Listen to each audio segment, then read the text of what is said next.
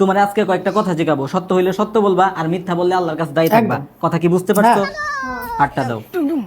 তোমার আমার মাঝে যখনই কোনো ঝামেলা হয় সাথে সাথেই তুমি সেটা তোমার মা বোন আর বান্ধবীদের যায় বলো। কথা কি ঠিক না ঠিক? ঠিক। রাগ করলা?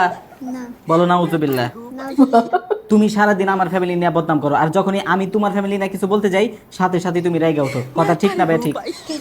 রাগ করলা? বলো আস্তাগফিরুল্লাহ। আস্তাগফিরুল্লাহ। তোমার হাতে একটু টাকা আসলেই সাথে সাথে ওই টাকা দিয়ে তুমি কি কি অর্ডার করবে ওইটা লিস্ট বানানো শুরু করে দাও। কথা ঠিক না ঠিক? ঠিক। রাগ করলা?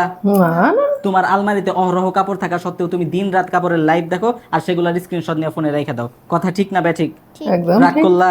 না বাসায় এত ভালো খাবার থাকা সত্ত্বেও তোমার বাইরের মামার হাতের ফুচকা খাইতে ইচ্ছা করে। কথা ঠিক না ঠিক? ঠিক। রাগ করলা? না না প্রতিদিন সকালে আমি জামাই হয়ে ঘুম থেকে আগে উঠি আর তুমি 10টা পর্যন্ত নাক ডাইকা ঘুম পাইরে দেরি করে রান্না করো, ফলে আমার মাথাটা গরম হয়ে যায়। কথা ঠিক না ঠিক? ঠিক। রাগ করলা? না না না এইসব আর কখনো করবা?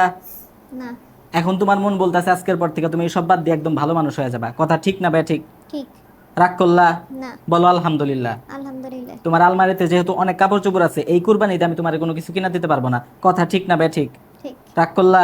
বাবা আলহামদুলিল্লাহ। আলহামদুলিল্লাহ করে আছি। এ কি বুঝতে ভুল করেছিল নাকি কে জানি বাবা। তোমরা ছেলেরা এই টেকনিকটা শিখে রাখো, ঠিক এভাবেই বউদের জব্দ করবে। ঠিক আছে, শিখিয়ে দিলাম, নেক্সট টাইম যেন আর বলতে না হয়, তাই না? এইভাবেই আগে থেকে বুঝে শুনে, নইলে উল্টো দিক থেকে বিপদ আসতে পারে। বুঝেছো? লাভলি।